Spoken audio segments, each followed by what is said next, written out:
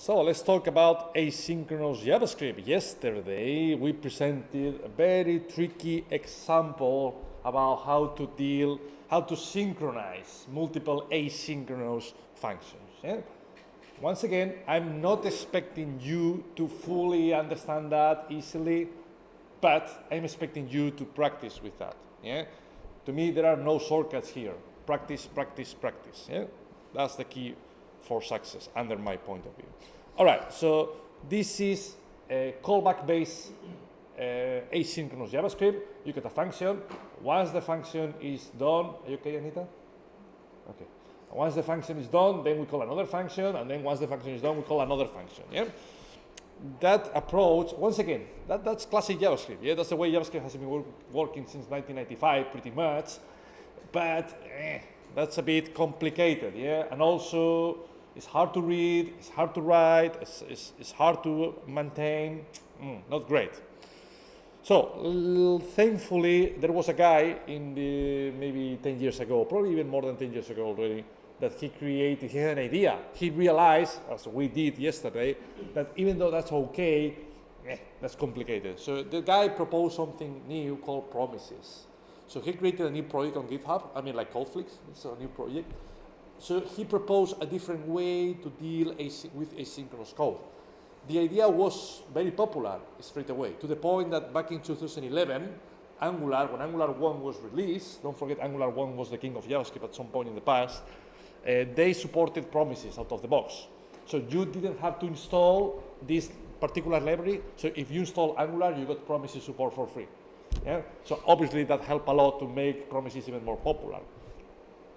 To the point that back in 2015, JavaScript, the standard itself, decided, hey, that was really good actually. So now let's support promises natively. So now you don't need to install any library, you don't need to install Angular, you don't need to install anything. Just JavaScript, that's all you need, modern JavaScript. And that's fantastic, because imagine that you are that guy. So essentially you have contributed to make the language better. That's awesome, you think about that, right? So yeah, let's talk about promises. So promises are easier to read and easier to maintain, and on top of that, they feel a bit more natural. Not supernatural, but you will find out why. So first of all, the main issue with callbacks to me is that oddity of having to pass a callback function and having to call the callback function. Yeah? To me, passing an argument is my name, my age, my email, and then welcome, Peter. Yeah, that's what an argument is. You pass data, and you display the data, or you manipulate data, an array, whatever. But here, you don't pass data, actually, right? You pass a function. So that's a bit weird. So the point about promises is, actually, let me get rid of the second and third function. So let's keep just a single function. Yeah, so just for simplicity purposes. So just one function, and then let me do console.log. The message is message. Let's see if that works, right? I want just to keep one function. So after 1.5 seconds at the bottom of the screen, we throw an error, right? Why throw an error, guys? Message 1, that's right. Cool, fantastic. Cool, message 1. This is like when you play table tennis for the first time in a while. The first shots are completely horrible and you miss them all, right? So that's the first thing. I missed the first shot, right?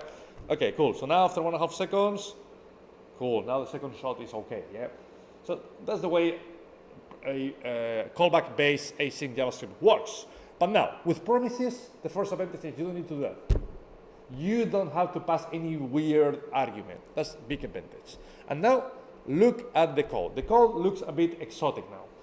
So now you will return a promise. Yeah, look at the syntax. Return new promise. And that itself, it's a callback function. That's the syntax about promises. So then you put all your code inside of it. Look. But you may be thinking, what do we do here? We don't have any callback function anymore because we remove it from the argument list, right? But that's why when you do return new promise, you have this argument, resolve. Resolve is an argument, which is a function as well. So you just simply replace callback function with resolve. So that's the way a promise works. But now, here, how do we change that code? That code is not valid anymore because now, look, do stuff one is still sending a callback function. However, there is nothing. Yeah? So the code has to be rewritten a bit. And the new code will look something like that. Do stuff one, you call the function. Yeah? So far so good. And now look at the syntax. Then, and now, you do whatever you want. So then what? Well, you do whatever you want, right? For instance, you display the message.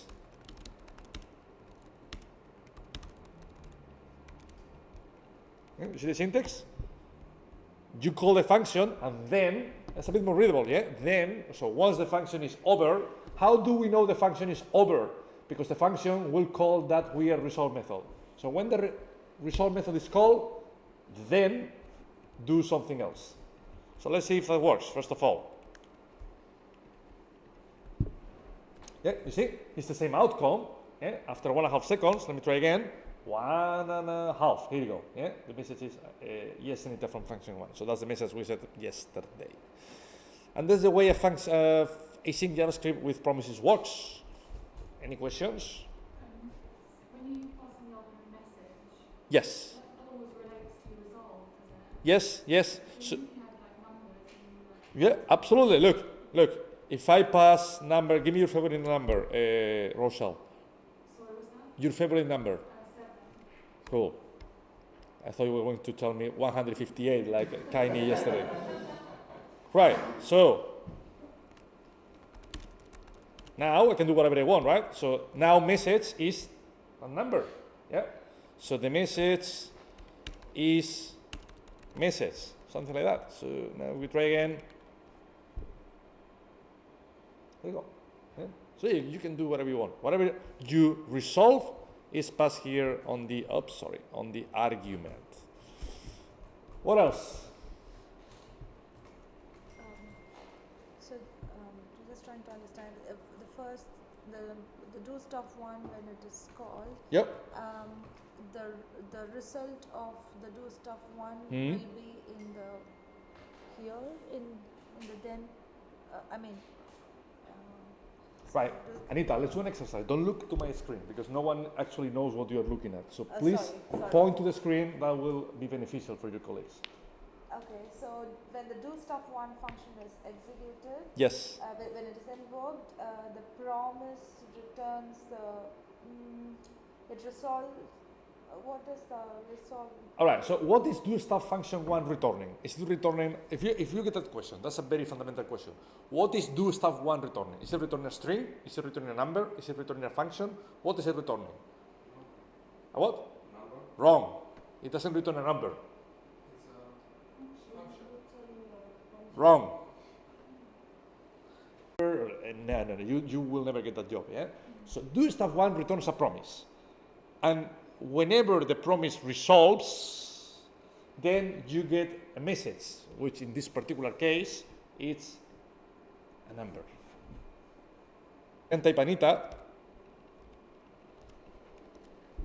that's the same thing, yeah? When you type, you just have to get used to the syntax. Return your promise, you pass a function. That's a callback function, like find, filter, that's the same thing, yeah? And that function has an argument. So whatever the first argument is, that's a function. So whenever you call that particular function, your promise will be resolved, as you can see there. Yeah? But the standard says, don't call it Anita, call it resolve. From a readability point of view, that tells you, hey, whenever I call that function, my promise will be resolved. That means will be over.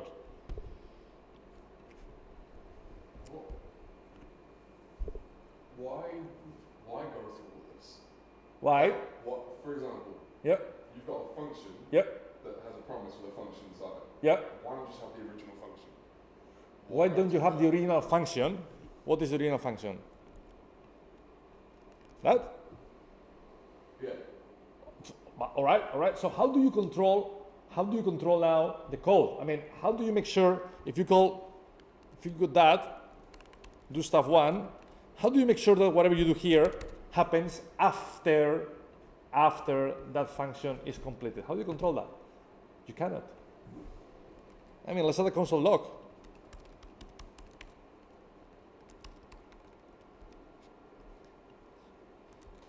So let's add some breakpoints. You love that, right?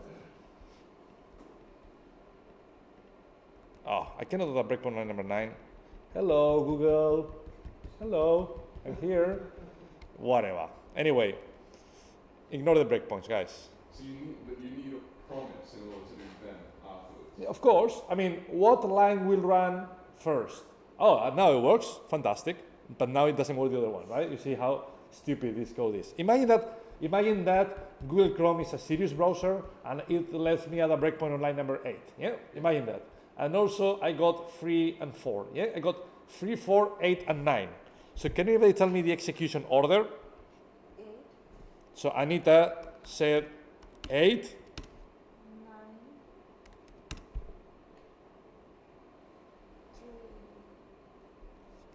3, Say it again. 3 and then 4. What do you think? 8, 3, nothing, 4. So Alex, what do you say, Alex? 8, 3, 9, 4. Yeah, 3, 9. Yes, right. That's correct. I mean, if Anita were right, the entire series of async workshops wouldn't make any sense. So the only reason why we are running all these sessions is because unfortunately, we cannot control the synchronicity of the code. If line number 9 will run straight,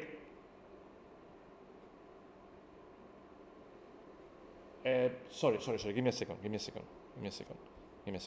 So, yeah, so Anita said line number 8 and then line number 9, but wait a minute, the thing is, after calling the function, then we come here, yeah? So we do line number 3. But now the point is, which line runs first, 4 or 9? That's the point. 9, that's correct, kindly. That's the entire point, yeah? 9 runs before 4, yeah? And because of that, we cannot control the code. I mean, if I call do stuff 1, I don't want to display that message until do stuff 1 is over. That's why you need either callbacks or promises. Yeah? Or let me change that. If I do the console.log, look at the messages. Console.log. This should run first. And then the other console log, this should run last. Is that true? Let's have a look. Oh, sorry, I didn't comment the result thing. All right, let me try again. So this should run last, happens first, and then after 1.5 seconds, this should run first. So how do you control that? How do you force the this should run first message to be displayed first of all, right? Because that's what we want. We may have some dependencies between our components. So we may want to run a function, and then once it's over, we run the other function. So either you use a callback, this is what we learned yesterday, or we use a promise. So once again, let's transform, that's wrong, right? So that should be after. So let's transform that once again into a promise. So let me write that code again. So to transform that into a promise, we do return new promise. So what is that function returning, guys? A promise, that's correct, Chuck. It returns a promise. Inside of the promise, we do our asynchronous stuff, yeah, whatever it is. And now eventually, once the function is over, then we resolve it. So now we call do stuff 1. I mean, will that be okay? Why not, Alex? Correct. So that's still wrong, because even though that function returns a promise, again, that console.log is not chained inside of the .then structure. So we need to do, hey, do stuff 1, call that function, and then, I don't care if it takes 10 seconds, I don't care. Then, once it's over, you do something else. You continue with your flow.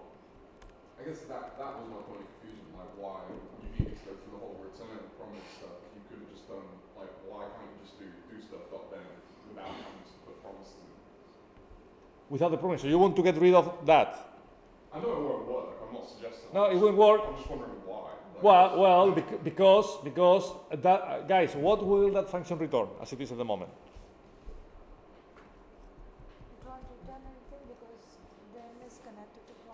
Yeah, that will throw an error probably. Why? Because what is do stuff now, do stuff one function returning? What does it return now? This should run first. Console log. It returns a console log. That doesn't make sense actually. No, it doesn't return a console log. Guys, easy peasy. Do you see any return statement here? No. So then what does it return? Undefined. What happens when you do undefined dot something? Let's try that, right? Undefined dot hello. Throws an error, of course. So that's wrong. That will throw an error. And if you pay attention to detail, that won't probably be the error that will be triggered. Well, that will be an error, definitely. That will be an error. There will be another one. Can you see the other, where the other error will be? Correct. What is that? Resolve. It's the same as typing here Alex. Yeah, that will generate the same outcome. So what is Alex? Undefined. What happens when you try to call a method on undefined? The same thing. Throw an error. At the moment, what resolve means? Because we commented on that line, but there is no resolve statement. So essentially, you need to return something. So once you return the promise, you can call the function, and then once the function is over, you can do something else. So first of all, let's see if it works. If my theory is right, we should display this should run first, and afterwards, immediately afterwards, we should display this should run last. Let's have a look. That's right, you see? So now we managed to keep the control on the sequence of actions in your code. You said that it can be, we can control this similarly with the callback functions, but yesterday when we used callback function, we displayed where we, I'm sorry, I'm just confused. When we use the callback function, were we able to control something like this here?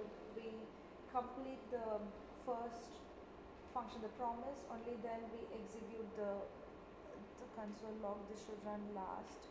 But with the callback function, is it possible to do something like this?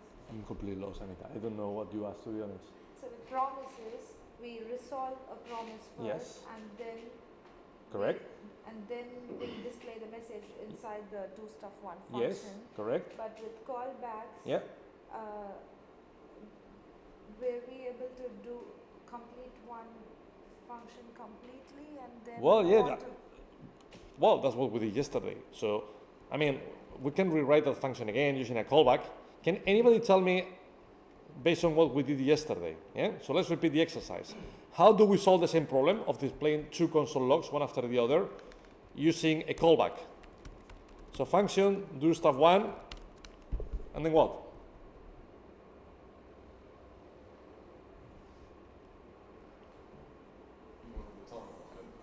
Say again? I want the timeout, yeah? So set timeout, so that's the same code we got before, right? And then here, after 1.5 seconds, we do the console.log, and now, whatever, yeah? So this should run first. So what else? What is missing? So I want to call do stuff one. So what is missing? And I want now to display another console log. So how do we make sure the last one runs at the end? Do you need an argument? An argument, yes, that's right. Where? Here? Yeah. Okay, what do I type here? the callback? Callback, all right? What else? We need to pass that argument when we call the do stuff. Here, Yeah. yeah, so something like that, yeah, that's a callback function. What else?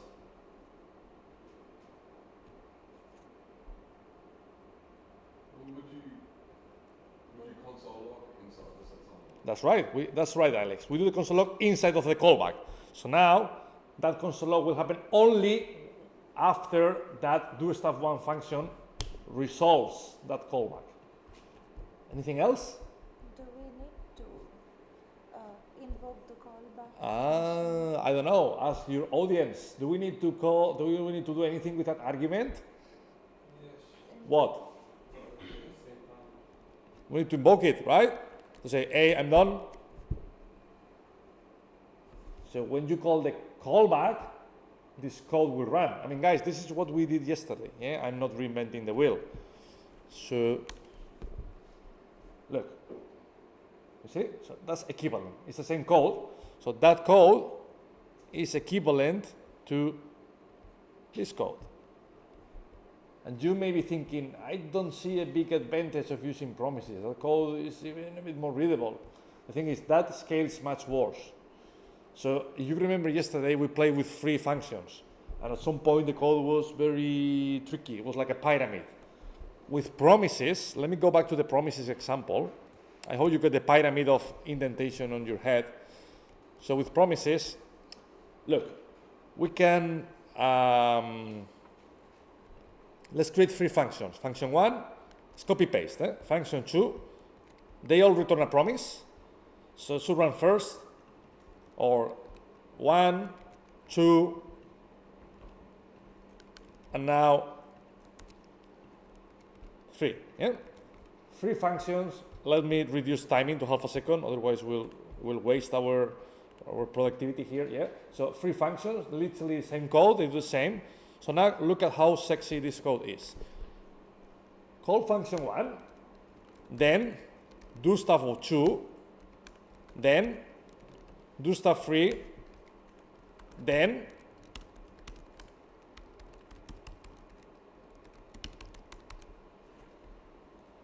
I hope you agree with me that code scales much better than the code we wrote yesterday. It's way more readable.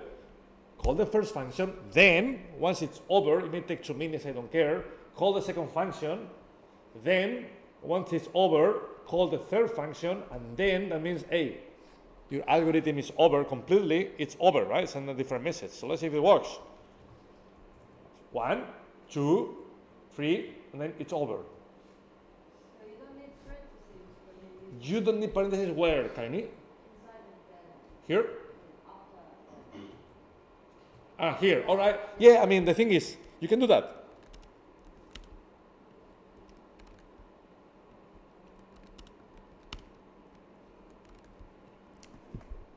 That's the same. That's the same. Yeah? So you can say, do stuff 1, then I will call that function. All right, so what do we do once we call that function? We call another function. Then I call this function. So what do we do when this function is automatically called? We call that function. Yeah? So that's the same. These 2 options are equivalent. You can either do that or do that. Do I have a way, because I see between the functions we have like half a second, but if it's over, it's called in the same time that the That's correct. That's correct. That's correct, Florin. So if you notice, there was a gap of half a second between the first and the second and the third. However, we can try it again. Right after writing the third message, but it's over, happened automatically. Why? Well, because look, we display the third console log, and immediately after we resolve it. Yeah? So that means that immediately after displaying the third console log, the last promise will be resolved, and then we will display it's over. Are these codes executed immediately and then put in a stack, or is it actually doing the execution one at a time? One at a time. No, it's doing one at a time, definitely. It's doing one at a time. Yeah. So if I add a, guys, let me add a breakpoint. So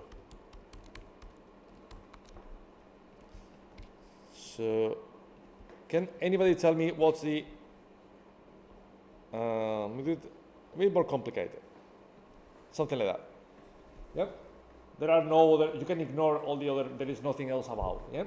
So what is the execution order? Tiny?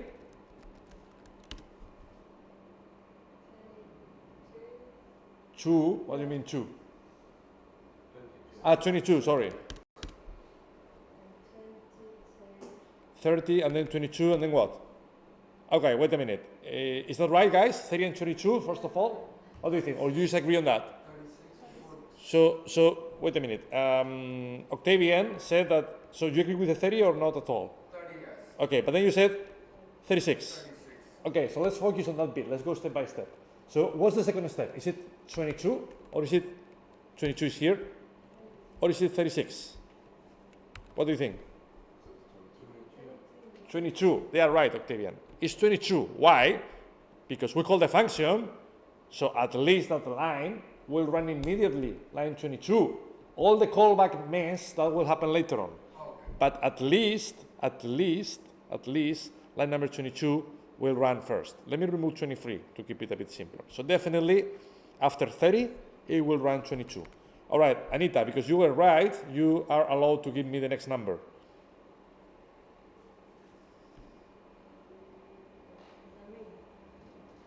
Say it again?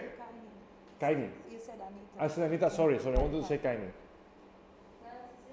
36. What do you think, guys? Is it 36 or 34 or 25?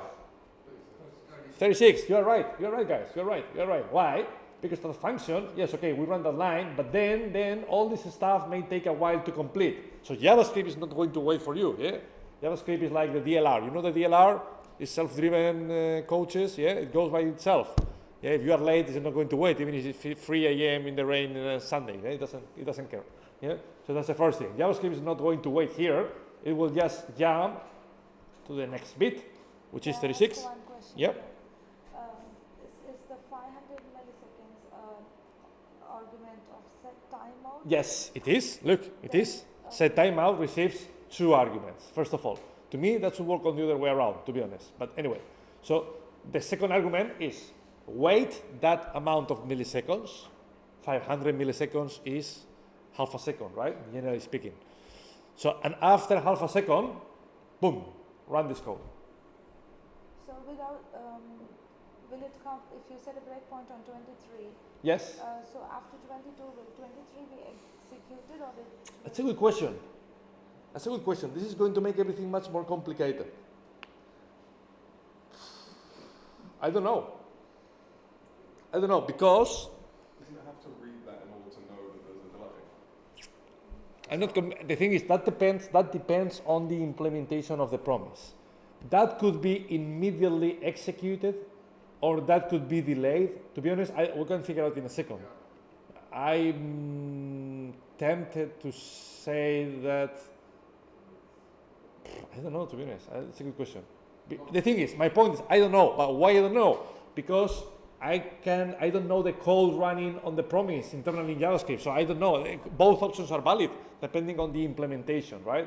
Never came across that question before. Well, if you had this Yes? and it didn't have a timeout in there, but you still had a promise, But it's the same thing, right? It's the same thing. So if I had a console.log here, and it would run that. I'm not convinced if that console log will run before or after that one. I'm not convinced. And Why would it go to the last one before it? because the thing is, that's a callback function. JavaScript is internally calling that function. How is JavaScript calling that function? Is it calling the function synchronously, in which case AAA will run before out? Or is it JavaScript calling that function asynchronously, in which case AAA will run after out? Yeah? So once again, that's a good example. If I got that question in a job interview for myself, I wouldn't be able to give an answer. But at least if that happens to you, I think it's good to argue. Like, hey, under a point of view, because I don't know the answer. I know both answers may be valid. It depends on how JavaScript works internally. As far as you can defend it, if JavaScript runs that code synchronously, AAA will run before out. If JavaScript runs this code asynchronously, AAA will run after timeout. We will run the snippet and then we will figure out. Yeah. So ignoring that line, because that's a bit special, we can try that, of course, afterwards, but just for the sake of simplicity. So we got 30 here, then we got 22 here. We don't know about 23 yet, we don't know yet. Actually, we have a breakpoint and we'll figure out. Ignoring 23, then we go to 36, and then anyone apart from Kaini, what happened after 36? We got 2 more options. Either 25 or 34. Which one goes first, 25 or 34? 25? So Chuck said 25.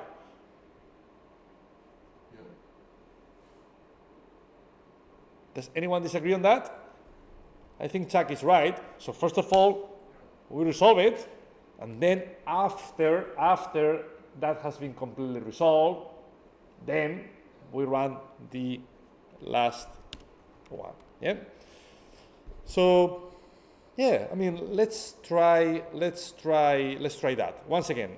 To me, the only question is whether 23 runs before or after 36. So 23 maybe here or here. Okay? And once again, if that happens in a job interview, keep asking yourself, I'm not sure one or the other, take paper, write down things, and then once you prove the execution, oh, I didn't know that, I will remember that forever. Yeah? It wouldn't be the first time I'm unable to answer a question in a job interview, and I feel very bad with myself, but then obviously these things stick in your mind. They're like, oh, damn, I failed on that question. Yeah? When would you use a promise in a real world application? When would you maybe use a promise? Every day in your life. Every single connection with the backend, starting from task number 18, every single connection with the backend needs a promise. Yep. Why you need a promise? Because calling the backend is an asynchronous task. Is that the way the word works? You go to google.com, you search something, and then the query may take a few seconds. But that doesn't mean that your browser is going to stack. I mean, the browser, you can continue doing things. You can, I don't know, change tab, you can do things, right? Yeah, your browser is not stuck. Yeah? While you search stuff, you can continue working with the browser. Why? Because that's an asynchronous, it's a background task. And background tasks may require some time to complete. Yeah? So that's why you will be using promises. Actually, Fetch API, do you remember Fetch API on Friday? We did that. We did then. We follow that. Why? Because Fetch API means front end to back. And then once the backend return the data, we do something else. So you'll be using promises on a daily basis for sure. All right, let's run the snippets. Cool, we stop on 30. Fine, that's good. Yeah. Then we should go to 22, right? Because first of all, that's still synchronous. That's the first line of the promise chain.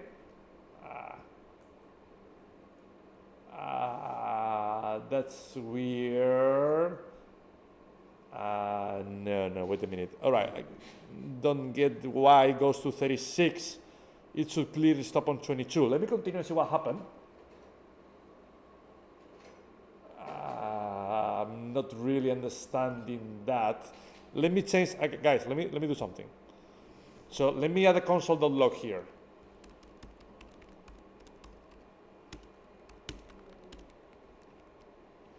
Based on my understanding, look, I'm just leaving, unfortunately now everything was moved down, you know. It's Google Chrome doing bullshit again, yeah? I cannot add a breakpoint here. Why cannot add a breakpoint here? Right. To me, that's bullshit. I'm going to ignore Google Chrome for now, yeah? Definitely we need to find a better alternative. So let me bring the original breakpoints back. Yeah, so it was 22, 23, 30, and 36, I believe, right? And 25. 30, 34, you're right. These ones, and then 25. I cannot even add a breakpoint on number 25, right? That's completely pointless. Sorry about that, guys. Google Chrome. Anyway, let's run it again. 30, then it goes to 36. That's a bit weird. Yeah, that's very weird. But anyway, ignoring that, now, this is broken, guys. Ignore the breakpoints. I'm not going to use breakpoints anymore. This is just making everything more confusing. Let's just trust me here. So it goes to line number 30. You say that right? That's the first line, right? First of all, you call the function, right? So that function will never be executed until we call it. Yeah. So that's the first line. So because we call the function. Yeah, I've got a question. Yeah. In line 30, we've got this of 1, and in line 21, we've got this of 3. So it's kind of like. Say it again. In line 30, we've Yes. got this of 1 as a function. Yes. And in line 21, we've got this 21? of 3. No. It's Why about. is that? Because you have them upper. Yeah. That's why it went to 36 though. Oh, because I had the breakpoint on the wrong line. Oh, yes, you're right, guys. Sorry, that was my fault then. So, you see what happened? So that was big fault from my side. Actually, I had a breakpoint on line number 3, but I was calling do stuff 1, I was way above, right? I was here. Oh. Sorry, guys. Sorry. Yes, you are right. So, yeah, that's a bit confusing. Let me move. Let me move the function 1 below so we can see the whole snippet. So let me try that again. That's a bit unfortunate. Yeah. So now I'm trying to repeat the exercise by adding something like that. Oh, still, yeah, I did something wrong, but Google Chrome still not helping. You see? Why cannot add a breakpoint on number 14? Anyway, let me get rid of the breakpoints, guys. That's super confusing. Do stuff 1, we go here, then we call the first function, yeah? So then we run that line immediately, but because this code may take a while to complete, JavaScript is not going to wait. So we will go straight to the out message, yeah? After half a second, we will display this should run first, and then, because we resolved that promise, we pass the control to do stuff 2. So do stuff 2 is on top. So once again, it won't wait, but because there is nothing else outside, nothing else will happen until do stuff 2 is resolved. So once we resolve do stuff 2 here, after another half a second, we pass the control to do stuff 3. So once again, the same issue, right? Do stuff 3 is here. The code will wait for half a second. Eventually, it will be resolved. And once it's resolved, the algorithm will complete here. So in other words, the execution order will be, the console logs will be first of all out. That will be the first one. After half a second, it will display 1. After another half a second, it will display 2. After another half a second, it will display 3. And will it wait from message 3 to it's over? No, you're right, Florin. Because immediately after running that console log message, we resolve. And because we resolve immediately, then we display that message immediately as well. Let's see if that works. Let me get rid of the breakpoints. They are not helping at all. So out, that's right. And then 1 should be there. Where is 1? Hello, Google? There's a breakpoint anywhere? That'd be weird, right? Did they do anything wrong now? Nothing. So, right? Let me try again. Out. Yeah, what's the do stuff 1 then do stuff 2 with the blue arrows? Yeah, that's because of Google is suggesting me to add a breakpoint. But the thing is, I didn't add any breakpoint, so unless Google is stuck because of a reason, you see, that's a bit weird. Let me try again. Out. Super weird. Let me create a new snippet just in case. Oh God, we definitely need a different tool for these activities. So let me try in a new snippet. Out. No, it's not running. Guys, that's bullshit, right? This is not helping at all. I'll do something. I'm going to take as a high priority task to stop using Google Chrome for these activities, because if that's complicated enough, all the Google issues, they definitely don't help. I mean, unless maybe I did something wrong, but can you see anything wrong in this code? I mean, could be my fault. I'm not arguing that. But if I add some console logs, right? They should get displayed. So 1.1, I would add breakpoints, but because breakpoints are not working neither, so that's a bit chaotic, right? So let's see if any of these messages are displayed. You see, look, it's displaying this console log, but you see that console log never runs, you see? What is 1.3? That's bullshit. So Chrome is like aborting the execution, right? So guys, that's not good. That's not good. I'm going to find an alternative to Google Chrome now. Yeah, so I'm going to set the snippet because I understand this is complicated. Once again, it takes time to get used to that. But just to recap a bit in this story. Just a quick question Yeah. for that. I know at the end we have that it's over instantly after the third one. That's right. Resolved. Yes. You have an option to have like a gap as we have in between those ones. Fantastic. Yeah, even though I won't be able to show you because Chrome is not Yeah. working, how would you display it's over after, so half a second after you got that message sorted? Could you do like a set timer? Absolutely, Rosel. So for instance, you can do a set timeout here. Yeah.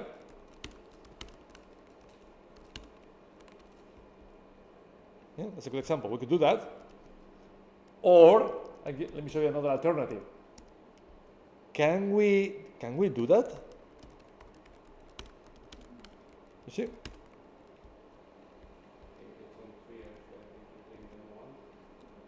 Oh yeah, you're right. Yeah, I'm on the wrong function again. But let me bring function 3. Yeah. So instead of resolving immediately, you can do that, right? So how can we read that? Do start free. All right, return a promise. That means that may take you a while. Yeah. But set timeout after half a second. Here you go. After half a second, do stuff. So after half a second, it will display the third message. However, we are not resolving. So we are not telling JavaScript I'm done yet. We'll wait another. You see, this is nested. So half a second, and after half a second, wait another half a second, and then resolve. So how long takes this function to complete? 1 second, that's correct. Yeah, half a second. It will take half a second to display the first message, but the function will continue running for another extra half a second, 1 second in total. Oh, look, now it's working, right? Oh, well, look. Like 10 minutes later, right? You have a query now with everything backlogging coming in.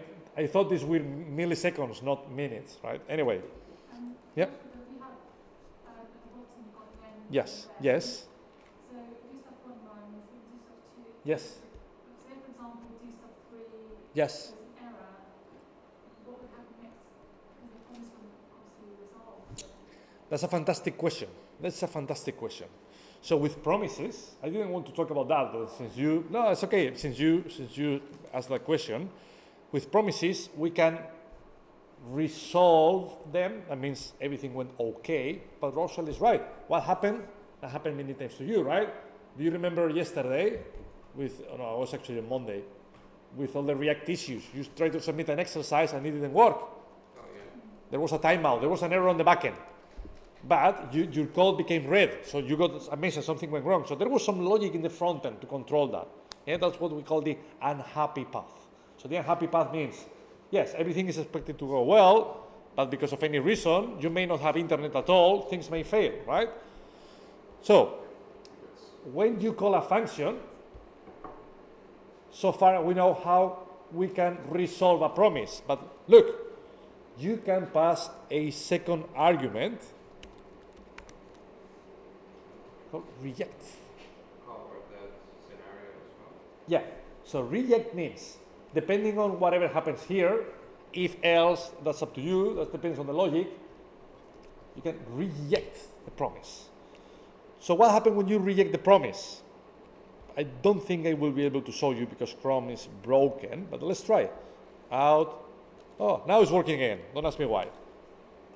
You see? You see? Look at what happened, guys. It displayed the first message. It displayed out. Ignore the do stuff things. It displayed out and then runs the first one. Okay, after half a second, runs the second one. After half a second, runs the third one. Is it displaying this message? No. No. So this promise, do function, do stuff free, is never resolved. And consequently, that piece of code never happens, never runs, because there was an error. So how do we capture the error? How do we do something with the error?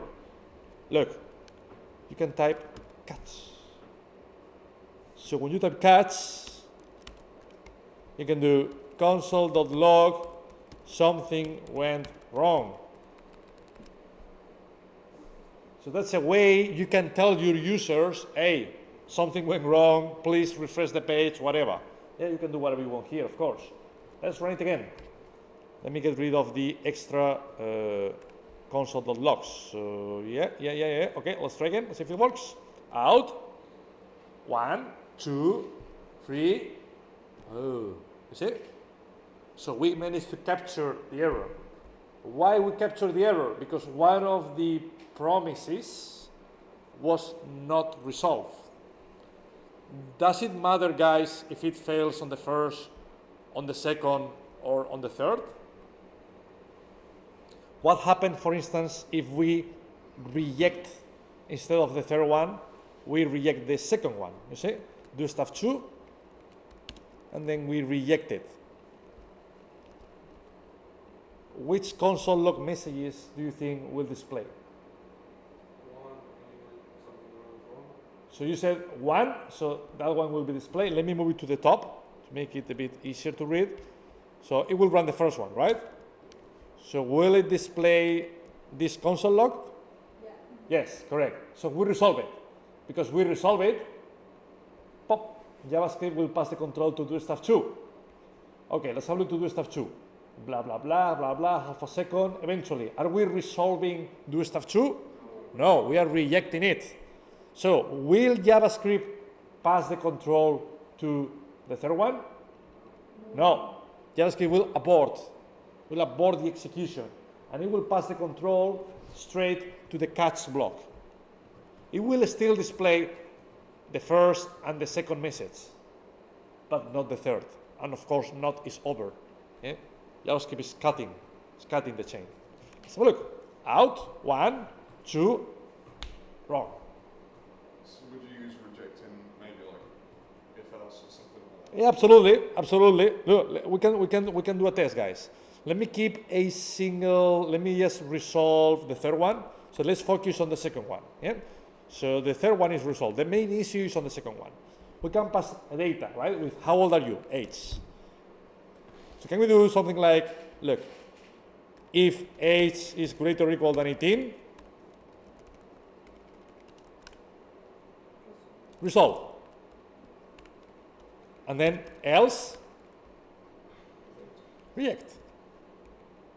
So now function 2 receives a parameter, an argument, age.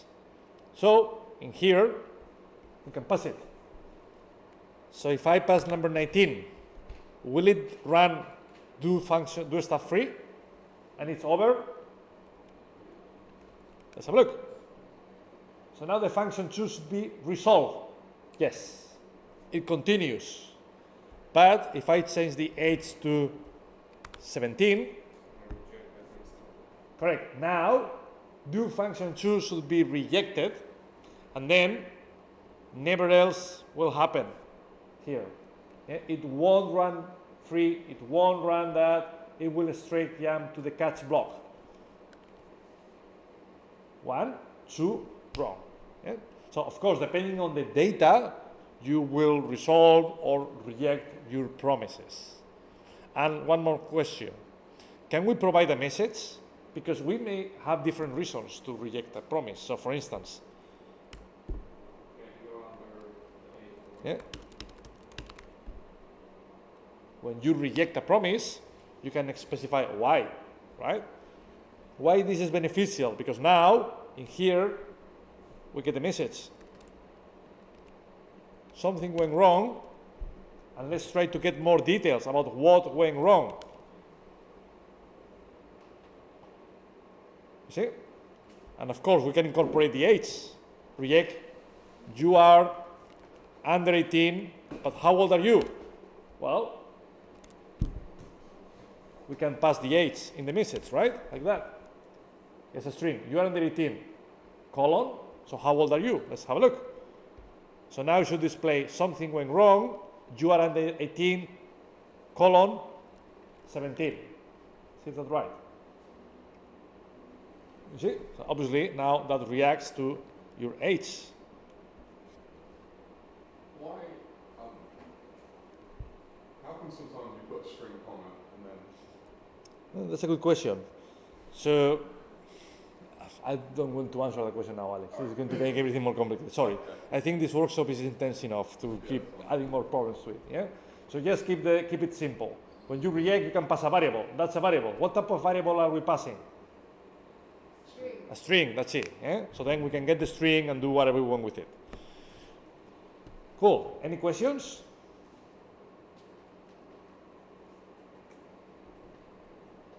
Let me tell you something. I know this is complicated, but that's not an excuse. I know some of you are progressing a lot with conflicts. We were not expecting you to progress that much on conflicts. Don't forget, the goal about conflicts is to complete 24 tasks. Yeah? Some of you are working on task number 20, 21, 22. You are working really fast. It's not a bad thing. The problem is you are investing. You're putting too much energy on something, but at the same time, you are not investing that much on something very important, which is dealing with these workshops. Yeah? Why I know that? Because if yesterday we present a workshop, and today almost nobody is able to explain the workshop we did yesterday, it's because yesterday no one really rewatched the workshop or no one practiced with that. So my personal advice is, don't push that hard with conflicts. You're doing really well. Just spend some minutes every day reviewing the workshops. In other words, guys, seriously, if you don't rewatch that workshop 20 times, you will never understand the promises. Yeah? So don't expect that to stick in your brain just after this session, because that's not the way it works. That takes a while and practice. Anything else? No? Okay, I'm going to try to find an alternative to Google DevTools, just to have a more stable way of adding breakpoints. And then at 11:15, we'll talk about async await. So we will see the most recent way of dealing with asynchronous JavaScript, which is the best one. Thank you.